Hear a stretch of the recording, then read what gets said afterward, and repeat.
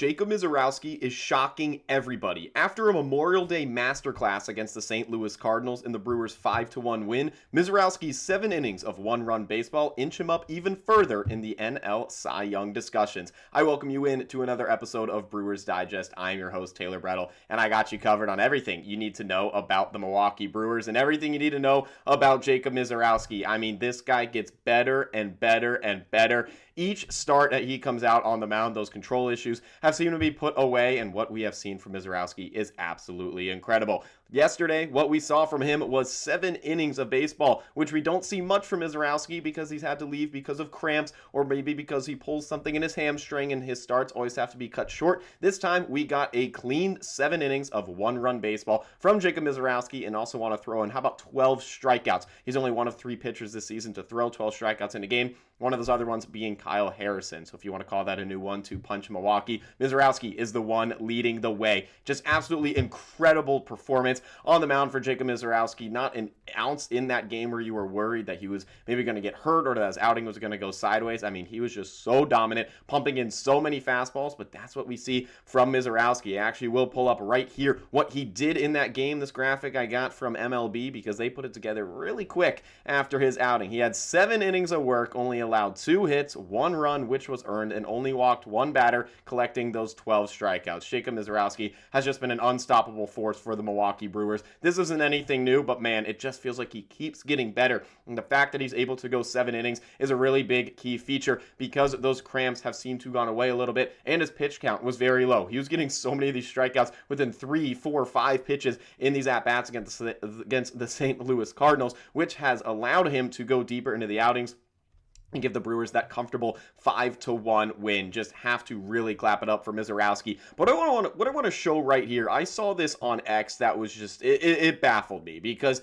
this is why Misiorowski is so hard to hit off of. This was an overlay of his off speed and his fastball. This is why many pitchers struggle against him. You can say, oh, it's the 103 miles an hour, but yeah, you throw in the off speed alongside that somewhere within that at bat, and he makes it almost an impossible task to get a hit off of him. Let's throw that on the big screen right here. This is what the freeze frame looks like. I'm gonna pause it right there. Both pitches in a similar spot, but look at how one tails away way out of the zone and the other one able to find it in the strike zone. I mean, this is just an unstoppable force. This was an at-bat with Jordan Walker. We'll look at it one more time. Those pitches about 70% of the way in a similar location, but one of them finding the bottom left corner and one of them way out of the zone. Misiorowski is just doing this to batters time after time after time. And he did give up 1 run, which felt like panic mode because Misiorowski hasn't done that in so long. But when you want to look at that 1 run, he really did not do that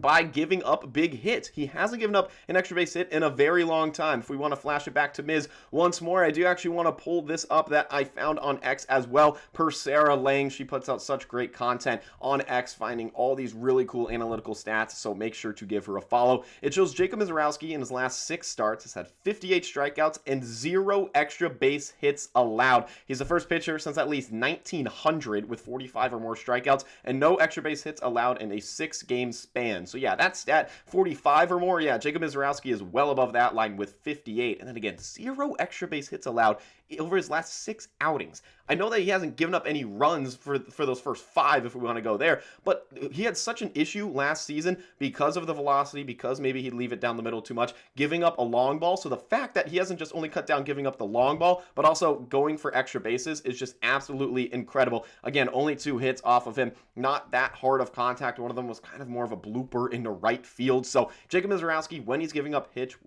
which is rare, they are not going for many bases. Clearly hasn't given up an extra base hit in his last 6 outings. Just really impressive stuff from Mr. Miz right there. And I just can talk about this guy all day long and what he means to this Milwaukee Brewers franchise, because what he means is very, very important. Like I said, he had many innings without allowing a single run before yesterday's contest, but it's nice that he only allowed 1 and did go 7 innings. This is a post on X right here as well, showing the franchise K leaders from Adam McCalvey. I'll actually pull this one up on the big screen as well, because this is a very high list for Jacob Misiorowski to be a part of. It says Jacob Misiorowski's 29 1/3 inning scoreless streak was the 3rd longest in a single season season in Brewers franchise history. Teddy Higuera had 32 in 1987. Freddie Peralta with 30, which was just last season in 2025. And then Jacob Misiorowski this season, 29 and a third. And right behind him, you want to go to the bullpen, go to Devin Williams, who did that for 28 and 2/3 innings. So a very impressive list to be a part of. Teddy Higuera, one of the best pitchers in Brewers franchise history. Freddie Peralta right up there as well. Unfortunately, no longer with the crew, going over to the New York Mets, but Jacob Misiorowski just showing pure dominance, and he's able to do that because of how hard he throws. Let's take a look at this right here. This was a graphic that was flashed on SportsCenter. ESPN Insights put this on X as well, showing how hard Misiorowski is throwing. The most 100-mile-an-hour pitches this season, he has 311. The next closest is Mason Miller, who's the closer for the San Diego Padres with 147, but Misiorowski, 311 pitches thrown at 100 miles an hour or harder. Absolutely incredible. If you notice on the bottom right there as well, 57 pitches of 100 miles an hour or more in that contest on Monday, which is the most since Stats tracked that. So just insane. Like I'm out of synonyms to describe Jacob Misiorowski, what he's done for the Milwaukee Brewers. But if you want to talk about the company that he's in, you might want to look in the likes of maybe Jacob deGrom. Let's flash this right here. I'll actually kick it up to the big screen in the top corner here. So this shows is for Opta Stats, another great account on X that gets really analytical. I love finding these for pitchers like Jacob Misiorowski. This is pitchers with 100 or more strikeouts and 50 or fewer total bases allowed through the first 11 starts in a season since that was tracked in 1901. There's only been two to do it. Jacob deGrom in 2021 and Jacob Misiorowski. deGrom had him a little bit on the Ks there. The total bases very similar, but geez, a lot of comparisons are Jacob deGrom to Jacob Misiorowski. And if you know that, the Jacobs are hard throwers and they keep guys off base. It's nice that Misiorowski, though, he's been able to get a little bit of a run support. His record improved to 5-2 with the win yesterday. deGrom always dealt with that with the Mets. Felt like he'd have like a 12-10 record despite putting up numbers like this. It's nice that the offense was able to come through for Misiorowski in what Misiorowski has been doing for the Milwaukee Brewers, because what he's been doing has just been scorching hot. And if you want to talk about the total bases allowed, that's because he has a lot of strikeouts, as we saw in that stat as well. This one is honestly maybe the most impressive to me. I know it's a small sample size. Don't get me wrong, we're early in the season. It's only late May. The postseason is October. The end of the season's late September. I know all that. But this right here from Baseball World on X shows the highest single season strikeout percentage ever by a starting pitcher with a minimum of 100 innings pitched is 39.9% by 2019 Garrett Cole. And this shows right here, Jacob Misiorowski is currently at 40.3. And again, don't get me wrong, that sample size is only 64 innings. This stat being tracked is a minimum of 100 innings, but still shows the company he's in. Garrett Cole, you got Chris Sale, Spencer Strider, Pedro Martinez, Randy Johnson. I mean, that's a pretty good list. Even sneaking in there at number 10, Corbin Burns when he was with the Milwaukee Brewers. So a very high touted list. Hall of Famers in there, future Hall of Famers in there as well. Jacob Misiorowski is right along that company in just his second season in the MLB. But the biggest graphic that I want to look at is this NL Cy Young race. And it's late May, but it's always fun to talk about. The Brewers are rolling. They've played some hot baseball. The players on the mound are hot, especially Jacob Misiorowski leading the way. It's fun to look at the NL Cy Young and maybe see who's leading in what category. Could Misiorowski be up there? Because you can argue Kyle Harrison deserves to be in that top 10. You could maybe even go a little crazy and say Aaron Ashby because he has that 8-0 record. But I'll just stick with the Miz right now for this episode to flash this on the big screen one more time before I close it out. Let's take a look at this. The stat leaders with a minimum of 50 innings pitched in 2026. You see the face of Mr. Misiorowski 5 times on here, 5 out of these 10 stats. He has the best expected ERA, the best expected FIP, the best the